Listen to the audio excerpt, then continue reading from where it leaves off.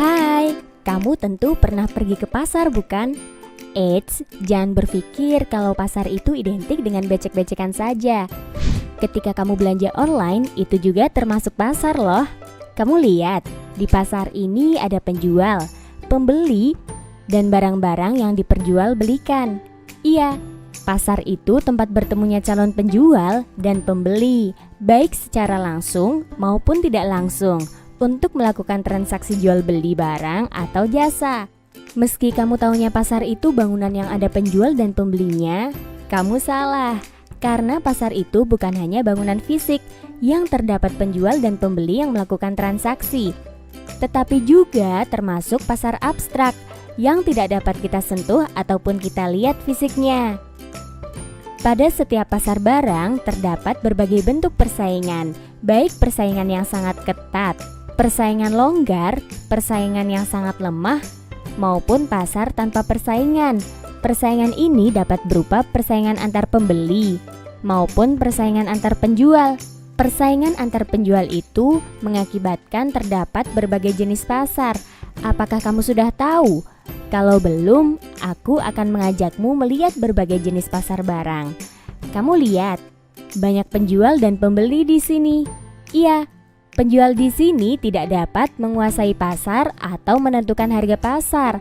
Akan tetapi mereka hanya dapat menyesuaikan harga produksinya dengan harga pasar yang berlaku. Sebaliknya, jumlah pembelian seorang konsumen sangat kecil apabila dibandingkan dengan jumlah pembelian pasar seluruhnya.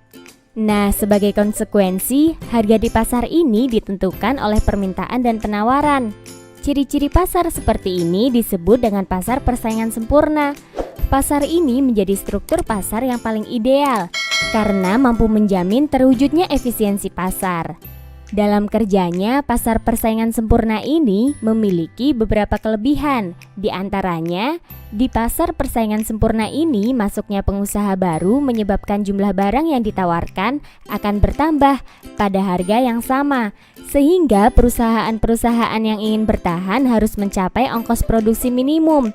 Dengan demikian, efisiensi produksi selalu dicapai oleh perusahaan dalam persaingan sempurna. Tak hanya itu, pasar persaingan sempurna ini juga mempunyai kelebihan dengan memberi kebebasan dalam bertindak. Namun demikian, pasar persaingan sempurna juga memiliki kelemahan, yaitu tidak dapat mendorong inovasi.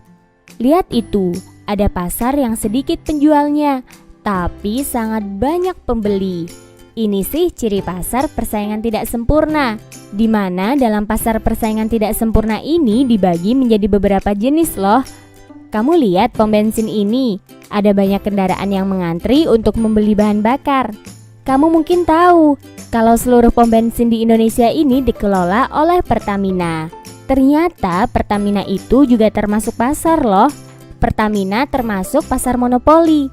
Sesuai namanya, pasar ini hanya terdapat satu perusahaan yang menguasai seluruh penawarannya.